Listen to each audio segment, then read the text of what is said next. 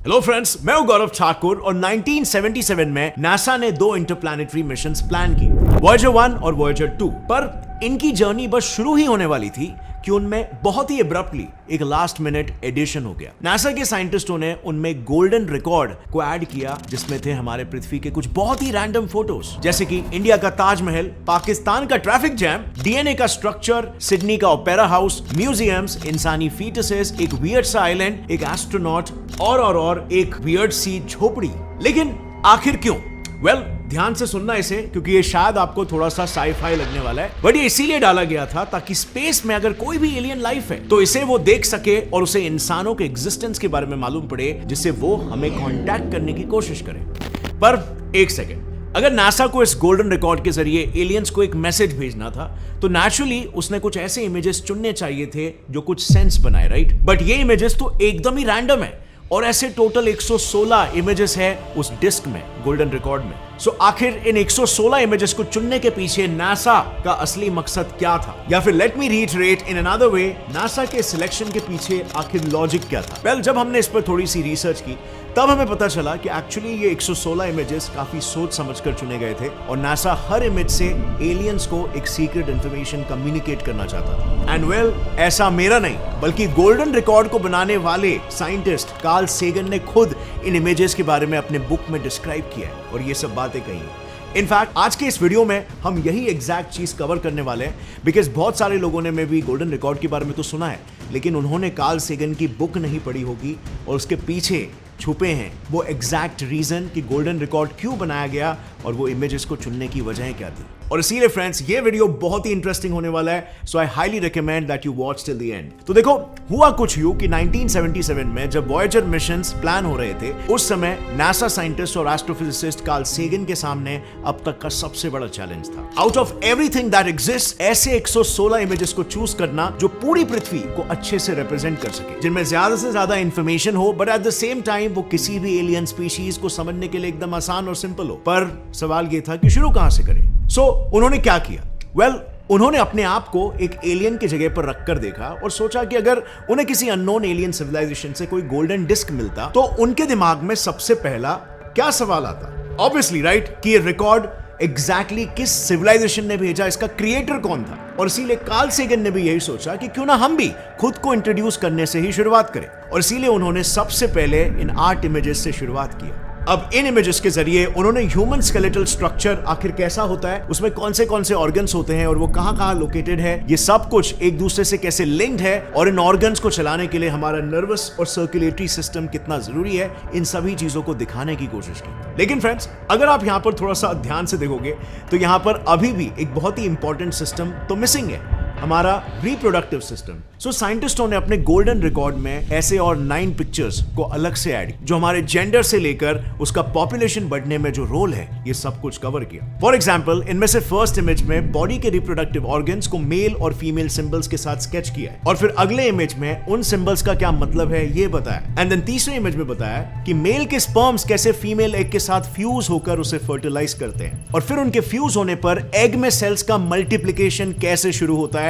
ये दिखाया गया है इन द 4th स्टेज। इसके बाद इस मल्टीप्लिकेशन से एक फीटस डेवलप कैसे होता है, ये बताया गया है अगले 2 इमेजेस में, एंड देन फाइनली ये पूरा प्रोसेस एक ह्यूमन शरीर में कहां होता है और वो फीटस कैसे बाहर निकाला जाता है, उसके लिए उन्होंने ये 2 इमेजेस दिखाए। यानी कि गाइस, अगर आप एक एलियन हो तो यहां तक आप ही अच्छे से समझ चुके होंगे कि इस गोल्डन रिकॉर्ड को क्रिएट करने वाला क्रिएटर आखिर कैसा दिखता होगा। इसके अलावा उन एलियंस के लिए 2 चीजें और क्लियर हो गई होगी। पहले, हम इंसान अपनी तादाद कैसे बढ़ाते हैं, और दूसरी, ह्यूमन सिविलाइजेशन में लव का, रोमांस का कॉन्सेप्ट क्या है। जैसे कि आपने देखा, अब तक जितने भी इमेजेस हमने कवर किए, अगर एलियंस उन्हें सही तरीके से डिसाइफर कर पाए तो उन्हें हमारे बारे में एटलीस्ट ये पता चल जाएगा कि हमारे ह्यूमन सिविलाइजेशन में ह्यूमंस किस तरीके से एग्जिस्ट करते हैं, मेल और फीमेल के रूप में, हमारे रिप्रोडक्टिव ऑर्गन्स, हमारी एनाटॉमी कैसे होती है, और हमारे बच्चे हमारे शरीर के अंदर कैसे ग्रो करते हैं। नाउ सुनने में ये सेकंड पॉइंट काफी इररिलेवेंट लग रहा होगा, पर जरा अपने आप को लेट्स से सुपरमैन में दिखाए गए क्रिप्टॉन ग्रह के जीवों की तरह इमेजिन करके एक बार देखो, जो पॉड्स में अपने बच्चों को पैदा करते हुए दिखाए गए।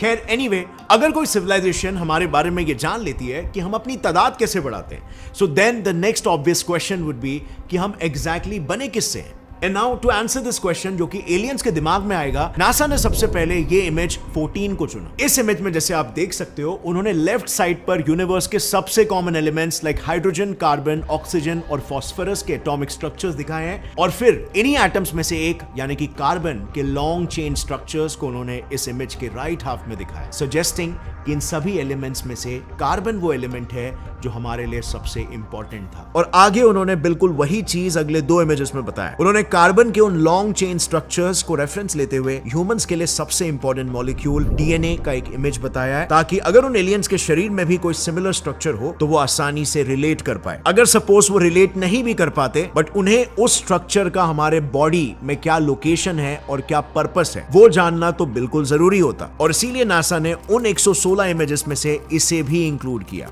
ये इमेज बताती है कि डीएनए बॉडी के सेल्स में मौजूद होता है और हमारे इंफॉर्मेशन को पास ऑन करने के लिए सेल्स के साथ वो भी मल्टीप्लाई होता है। यानी कि ऑल इन ऑल अब तक देखे इमेजेस को अगर हम समराइज करें तो हमने एलियंस को एक ह्यूमन सेल से लेकर एक कंप्लीट ह्यूमन स्ट्रक्चर, उसके पीछे की पूरी प्रोसेस और फिर वो अपनी तादाद कैसे बढ़ाता है, इस सब का एक कंप्लीट पिक्चर बताया। और यही वजह थी कि 2021 में search for extra terrestrial intelligence ने इन फोटोज का स्ट्रांगली विरोध किया था बाय सेइंग कि नासा का गोल्डन रिकॉर्ड ह्यूमैनिटी को रिस्क में डाल सकता है, which is kind of true, right? हम इतनी सेंसिटिव इंफॉर्मेशन एलियंस तक पहुंचाना चाहते हैं, लाइक ये ह्यूमन वल्नरेबिलिटी है जो कि एलियंस के हाथ लग सकती है और हमें नहीं मालूम कि उन एलियंस का क्या मकसद हो सकता है। खैर, अब इन इमेजेस को देखकर किसी भी एलियन सिविलाइजेशन के दिमाग में ह्यूमंस की एक अप्रॉक्सीमेट इमेज बन चुकी होगी। लेकिन अगर आप एक एलियन के पर्सपेक्टिव से देखोगे तो अब भी एक इंपॉर्टेंट क्वेश्चन आंसर नहीं हुआ था कि क्या ये गोल्डन रिकॉर्ड भेजने वाली सिविलाइजेशन एक फ्रेंडली सिविलाइजेशन है कि नहीं। Now to answer and insinuate that, NASA ने इन इमेजेस को ऐड किया। इन इमेजेस में आप देख सकते हो नर्सिंग, पेरेंटिंग, फैमिली बॉन्डिंग और ग्रुप स्टडी के जरिए ह्यूमंस के केयरिंग साइड को पोर्ट्रे किया गया है। पर ये इमेजेस भी इतने साधारण नहीं है। अगर आप इस लास्ट इमेज को ध्यान से देखोगे तो आप देखोगे ये बच्चे जो स्टडी कर रहे हैं वो एक ग्लोब है, पर ये तो सिर्फ हमें पता है ना। सो नेचुरली वो एलियन सिविलाइजेशन क्यूरियस होगी कि ये बच्चे किस चीज को स्टडी कर रहे हैं। अब इस सवाल के जवाब में नासा ने बहुत ही स्मार्टली इस इमेज के बाद ये इमेज प्लेस किया है ताकि एलियंस को पता चले कि ये जो ह्यूमन सिविलाइजेशन है वो बेसिकली अपने खुद के प्लैनेट को स्टडी कर रही है। क्योंकि अगर एलियंस भी हमारे ही तरह किसी दूसरे प्लैनेट पर रह रहे होंगे तो उन्हें इस इमेज को देखकर ये प्लैनेट है वो तुरंत समझ में आ जाएगा और ये उन्हें और भी ज्यादा क्यूरियस बनाएगा हमारे प्लैनेट को लेकर। नाउ उनकी इसी क्यूरियोसिटी को मिटाने के लिए नासा ने अलग इंतजाम करके रखा है। उन्होंने पृथ्वी की जियोलॉजी को बताने के लिए इन इमेजेस को शामिल किया जो उन्हें अर्थ के एवोल्यूशन का एक परफेक्ट आइडिया देगी, मतलब कैसे लैंड मासेस एक सिंगल कॉन्टिनेंट से अलग होकर शेप में आए। देन ये इमेज जो कॉन्टिनेंट्स का एक जूम्ड इन पिक्चर देता है कि पृथ्वी पर पानी की मात्रा ज्यादा है और कैसे ये कॉन्टिनेंट्स पानी पर फ्लोट हो रहे हैं। और फिर इन लैंड मासेस पर जूम इन करने के बाद कैसे ये लैंड मासेस रॉकी स्ट्रक्चर से घिरे हुए हैं, उससे ये सीरीज ऑफ इमेजेस बताएगी। और इसी तरह उन्हें पृथ्वी के नेचुरल स्ट्रक्चर के बारे में पता चलेगा कि वो उनके लैंडिंग के लिए सेफ है या नहीं। बट क्या ये पृथ्वी और उस पर मौजूद लाइफ की कंप्लीट इमेज है?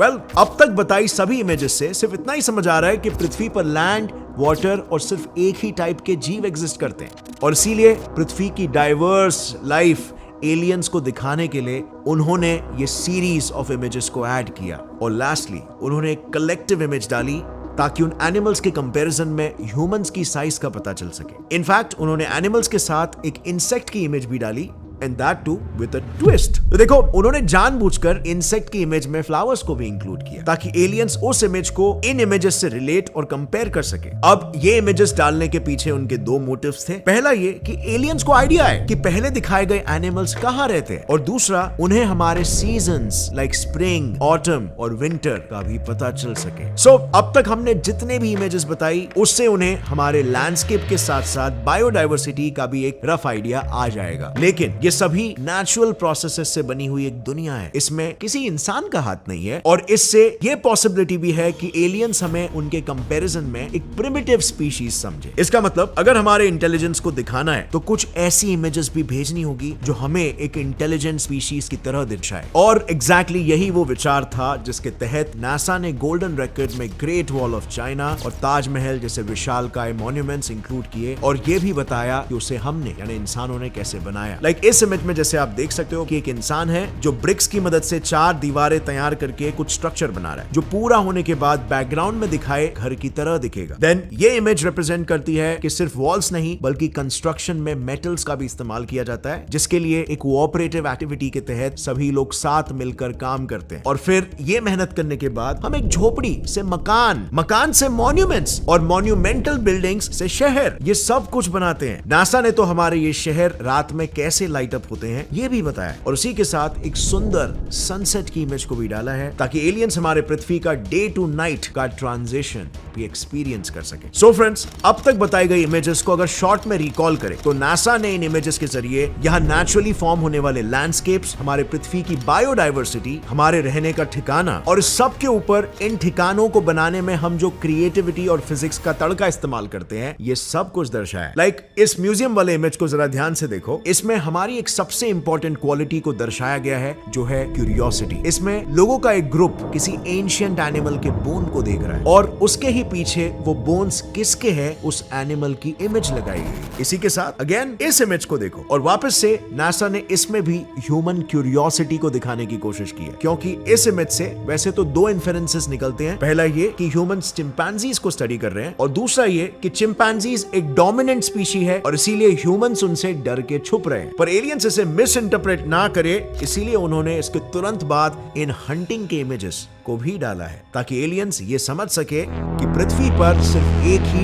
डोमिनेंट स्पीशी है और वो है ह्यूमंस। अब इसके बाद एक नेचुरल सवाल उठता है कि ह्यूमंस हंटिंग कैसे करते हैं। अब उसका जवाब देने के लिए उन्होंने ये इमेज ऐड किया सो दैट इन 2 इमेजेस से ये कनेक्शन निकल सके कि ह्यूमंस नाइफ जैसे टूल्स के जरिए हंटिंग करते हैं। लेकिन ये टूल्स सिर्फ हंटिंग के लिए ही नहीं बल्कि अलग अलग कारीगरी और टेक्नोलॉजिकल एडवांसमेंट के लिए भी इस्तेमाल होते हैं। उसे बताने के लिए उन्होंने ये अगली 2 इमेजेस भेजी है और इस एडवांसमेंट में अकेला बंदा नहीं बल्कि पूरे ग्रुप का हाथ है उसे दिखाने के लिए उन्होंने ये इमेज भेजी। और फिर इस एडवांसमेंट के चलते ह्यूमंस ने अपनी डेली एक्टिविटीज को आसान करने के लिए ऐसे कई सारे टूल्स बनाए, ये स्टोरी भी प्रेजेंट की है। लाइक फॉर एग्जांपल इस इमेज को देखो, इसमें ये पिता अपने बच्चे की ओर आंखें पॉइंट कर रहा है और बच्चा कैमरे की ओर देख रहा है। अब इससे कोई भी एडवांस सिविलाइजेशन ये डिड्यूस कर सकती है कि हमारी आंखें शायद एक सेंसरी ऑर्गन है। बट देन जब वो ये इमेज देखेंगे तो इसमें एक इंसान ने अपनी आंखों पर एक लेंस पहना हुआ है, प्रोबेबली बेहतर तरीके से देखने के लिए। इसी के साथ ही फिर ये इमेज दिखाती है कि इस लेंस को अलग तरीके से भी इस्तेमाल किया जा सकता है। सो इन सब से क्या साबित होता है? जस्ट वन थिंग कि इंसान अपने सेंसरी ऑर्गन्स की काबिलियत बढ़ाने के लिए कुछ टूल्स भी इस्तेमाल करते हैं, जैसे वो उनके सेंसरी ऑर्गन्स का ही एक्सटेंशन हो और ये टूल्स वो अपने इंटेलेक्ट से खुद डिवाइस करते हैं। पर क्या ये काबिलियत हर एक इंसान में है? वेल, ऑब्वियसली ऐसा नहीं है। और इस डाइवर्सिटी को भी दिखाने के लिए फिर नासा ने इन 3 इमेजेस को चुना। इससे एलियंस को यह भी पता चलेगा कि ह्यूमंस के फेशियल स्ट्रक्चर्स और ह्यूमंस में रेशियल डाइवर्सिटी भी काफी प्रोमिनेंट है। बेसिकली इस इमेज में आपको लाइंस दिखाई दे रही है। वेल, ये इस यूनिवर्स में डिस्टेंस नापने के लिए इस्तेमाल किए जाने वाले सबसे रिलायबल ऑब्जेक्ट्स यानी कि पल्सार्स है, जो कि पल्सार्स होते हैं उनसे हमारे सन की दूरी को दर्शाया। और इसीलिए आप देख सकते हो कि इन लाइंस के ऊपर बाइनरी कोड में कुछ लिखा हुआ है, यानी कि अगर इन कोड्स को एलियंस ने डिकोड किया और ये पता लगाया कि यूनिवर्स के किस लोकेशन में पल्सार्स का ऐसा पैटर्न मौजूद है, तो वो उन सभी पल्सार्स के बीच में हमारे सन को इजीली लोकेट कर पाएंगे। और फिर जैसे ही वो सोलर सिस्टम की लोकेशन का पता लगा लेंगे, इमीडिएटली उसके बाद इमेजेस अपने आप सेंस बनाने लगेंगे, क्योंकि उनमें साइंटिस्टों ने सन, मर्क्यूरी, मार्स, जुपिटर की तस्वीरें डाली है। And to be more precise, उन्होंने सोलर सिस्टम के सभी प्लैनेट से पृथ्वी की दूरी कितनी है इसका भी एक चार्ट ऐड किया है। यानी कि इन सभी इमेजेस का उन्होंने एक सेंस बनाने की कोशिश की, उन्हें कनेक्ट किया, तो वो हम तक वाकई में पहुंच जाएंगे। बट फ्रेंड्स, नासा को यह मैसेज भेजकर आज 46 ईयर्स हो चुके हैं, लेकिन हमें अब तक एलियंस का कोई सिग्नल नहीं मिला। सो क्या यूनिवर्स में एलियंस एग्जिस्ट भी करते हैं, और एटलीस्ट हमारे मिल्की वे गैलेक्सी में? वेल, आपको क्या लगता है? क्या आपको लगता है in the coming future, let's say in coming 100 years, क्या हमें कोई एलियन का सिग्नल मिलेगा? Will some kind of alien species come this side seeking for humans? What do you think? नीचे कमेंट्स में बताना। But speaking about aliens, recently do you know Mexican researchers को 2 1000 साल पुराने लाशें मिली है और वो ये दावा कर रहे हैं कि वो एलियंस है। इनफैक्ट उन पर किए सभी एक्सपेरिमेंट्स भी इसी तरफ दर्शाते हैं कि वो दोनों एलियन बॉडीज ही है। अब आखिर इसके पीछे की पूरी स्टोरी क्या है, कैसे वो लाशें पृथ्वी पे मिली और सभी लाशों से एकदम डिफरेंट है, और असली सच्चाई क्या है, ये ऑलरेडी मैंने डिटेल में इस वीडियो में डिस्क्राइब किया है। बहुत ही इंटरेस्टिंग वीडियो है, highly recommend you check it out. See you next time guys, as always stay curious, keep learning and keep growing. जय हिंद।